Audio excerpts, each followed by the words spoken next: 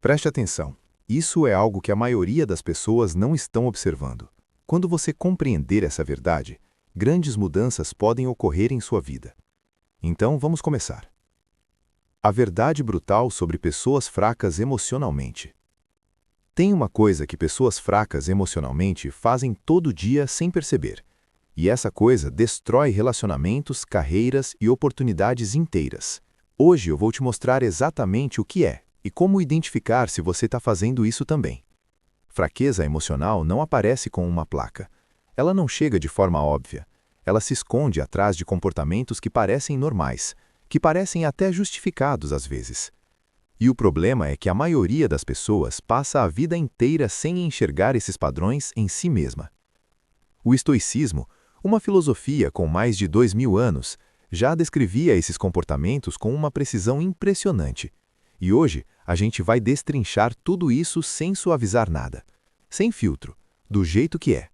O mundo está cheio de pessoas que sofrem mais do que precisam. Não porque a vida delas é objetivamente pior do que a de todo mundo, mas porque a forma como elas processam o que acontece com elas cria um sofrimento que não precisa existir. Pensa numa pessoa que ouve uma crítica no trabalho e fica mal por 3 dias. Que recebe uma mensagem fria de alguém e passa horas tentando entender o que aquilo significa. Que vê o plano mudar de última hora e trava completamente. Que entra em colapso quando alguém discorda dela.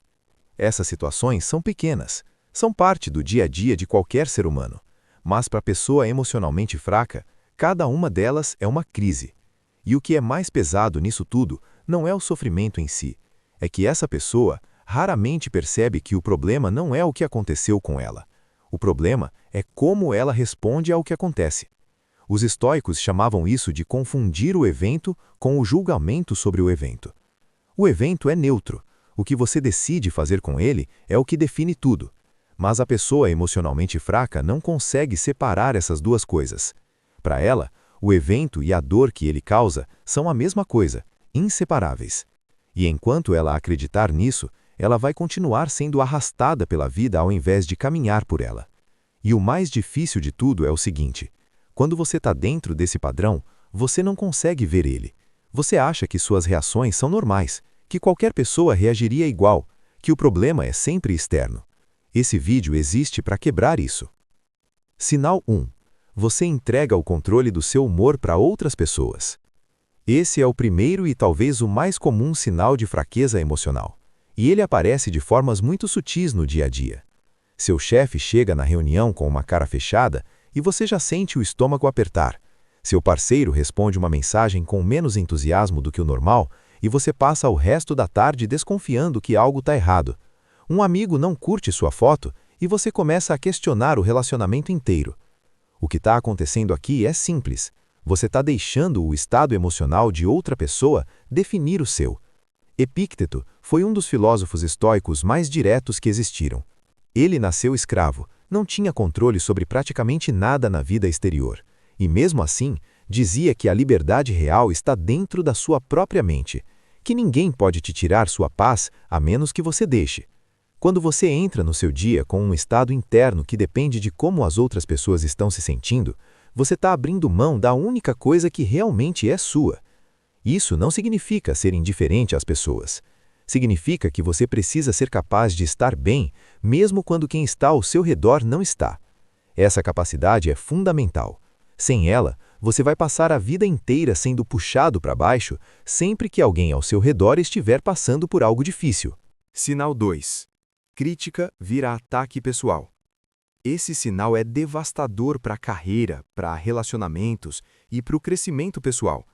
E muita gente carrega ele sem perceber. A pessoa emocionalmente fraca não consegue separar uma crítica ao seu trabalho de uma crítica a quem ela é. Quando alguém diz que um projeto pode melhorar, ela ouve que ela não presta.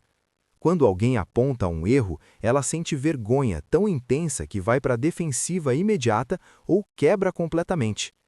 E o resultado disso é que ela para de crescer. Porque crescimento exige feedback, exige que alguém de fora olhe para o que você fez e diga o que não funcionou. Sem isso, você fica girando em círculo, repetindo os mesmos erros, achando que está evoluindo, mas na verdade só está se protegendo de informações que poderiam te transformar.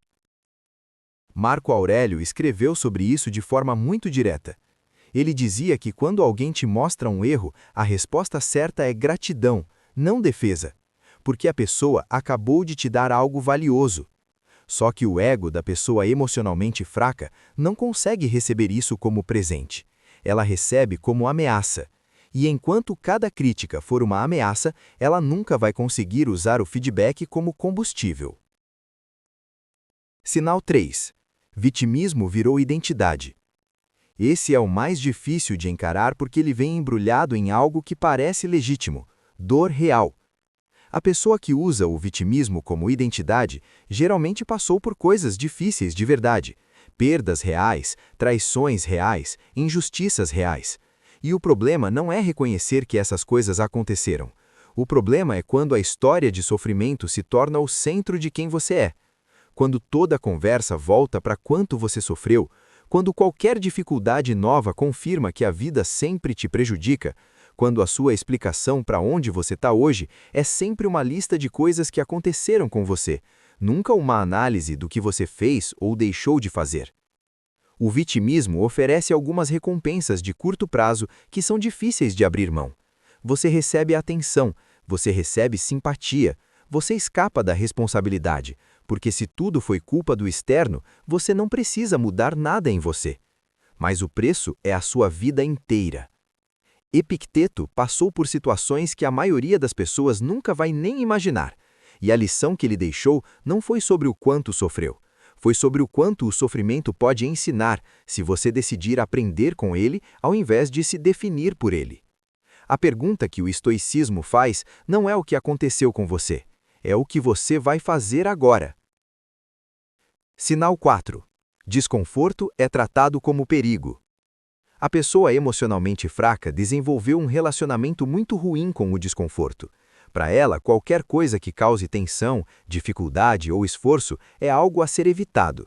Ela adia conversas difíceis porque é desconfortável. Ela evita tentar coisas novas porque pode falhar, e isso é desconfortável.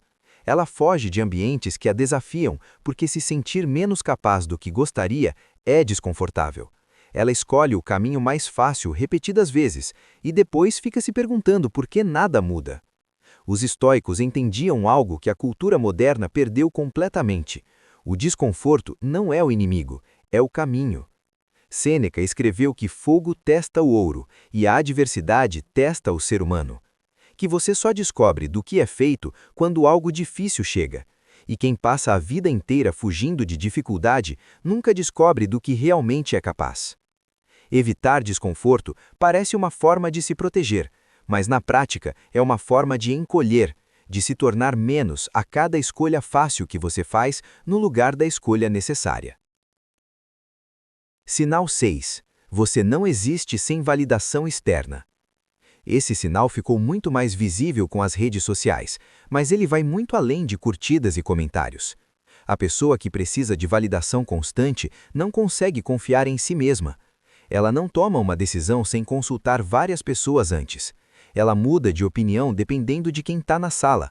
Ela não sabe o que pensa de verdade porque nunca parou para descobrir, porque sempre precisou primeiro saber o que os outros pensam. E o problema mais profundo é esse: ela construiu a própria identidade em cima de aprovação alheia. E a aprovação alheia é o material mais instável que existe. Ela muda com o humor, com o momento, com as tendências, com o interesse de quem dá. Marco Aurélio escreveu algo que parece duro, mas é pura clareza. As pessoas cuja opinião você tanto quer também vão morrer. Tudo é passageiro. Então por que construir sua autoestima em cima do que é tão frágil e temporário? A construção real começa quando você aprende a se sentar com suas próprias decisões, a confiar no seu próprio julgamento, a não precisar que ninguém confirme que você fez certo para se sentir bem com o que fez. Isso não significa ignorar as pessoas, significa que a sua estabilidade não pode depender delas. Sinal 6. Impulsividade emocional controla suas ações. Esse talvez seja o sinal que mais destrói vidas de forma concreta e rápida. A pessoa emocionalmente fraca age no pico da emoção. Ela manda a mensagem raivosa antes de respirar. Ela toma decisões importantes no momento de mais ansiedade ou frustração. Ela fala o que não devia em público porque precisava aliviar o que sentia agora. Ela corta pessoas fora na raiva e depois se arrepende. E depois vem a conta. Sempre vem. Relacionamentos destruídos por um momento de falta de controle. Oportunidades fechadas por uma reação desproporcional. Reputação danificada por algo dito no impulso. Os estoicos praticavam algo simples chamado de pausa. Antes de reagir a qualquer coisa que causasse uma emoção intensa, você parava. Não por muito tempo, só o suficiente para perguntar: o que eu faço agora é o que uma pessoa sábia faria? Marco Aurélio descreveu várias vezes em suas anotações pessoais as situações em que tinha vontade de agir por raiva, por impaciência, por frustração, e como conscientemente escolhia pausar e responder de forma que ele pudesse respeitar depois. Isso não é reprimir o que você sente, é não deixar o que você sente no momento errado tomar decisões que vão durar muito mais tempo do que aquele momento. Agora vem a parte mais difícil desse vídeo. A maioria das pessoas que chegou até aqui passou os últimos minutos pensando em alguém que conhece.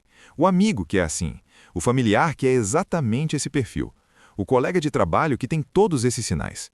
Muito poucas pessoas pararam para pensar: e eu? Onde eu me encaixo nisso? E esse movimento de projetar tudo para o externo, de reconhecer o problema no outro antes de se perguntar se ele existe em você, é em si mesmo um dos sinais mais claros de fraqueza emocional. Não estou dizendo isso para atacar, estou dizendo porque é verdade e porque a verdade é o único ponto de partida real para qualquer mudança. O estoicismo não é uma filosofia para pessoas que já se resolveram, é uma filosofia para pessoas que cansaram de se enganar, que cansaram de terceirizar a culpa, de fugir do desconforto, de depender de validação, de ser arrastadas pelas próprias emoções. E a verdade mais brutal de tudo é que ninguém vai fazer esse trabalho por você. Não tem pessoa, não tem livro, não tem metodologia que vá te tirar da fraqueza emocional se você não decidir, todos os dias, se comprometer com esse processo. Porque ele não termina. Toda manhã você vai acordar e vai ter que escolher de novo como vai reagir ao que vier. Toda vez que algo difícil aparecer, você vai ter que escolher de novo entre a reação fácil e a resposta consciente. Mas cada vez que você faz essa escolha certa, algo muda em você. Não de forma dramática, de forma acumulada, silenciosa. E com o tempo, essa acumulação transforma quem você é de um jeito que nenhuma circunstância externa consegue desfazer. Fraqueza emocional não é só chorar fácil ou ser sensível. Ela aparece quando você entrega o controle do seu humor para outras pessoas, quando você não consegue ouvir críticas sem desabar, quando você usa o papel de vítima como escudo para fugir de responsabilidade. Quando você trata qualquer desconforto como algo a ser evitado a qualquer custo. Quando você não consegue existir sem a aprovação constante de quem está ao redor. E quando você age por impulso e passa meses pagando o preço depois. O estoicismo não te pede para ser uma pedra sem sentimento. Ele te pede para ser honesto. Honesto sobre onde você ainda é fraco. Honesto sobre onde você ainda está fugindo.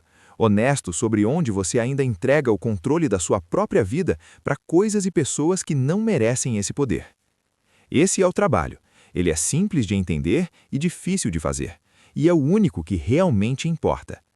Se esse vídeo te fez pensar, inscreve no canal para não perder o próximo.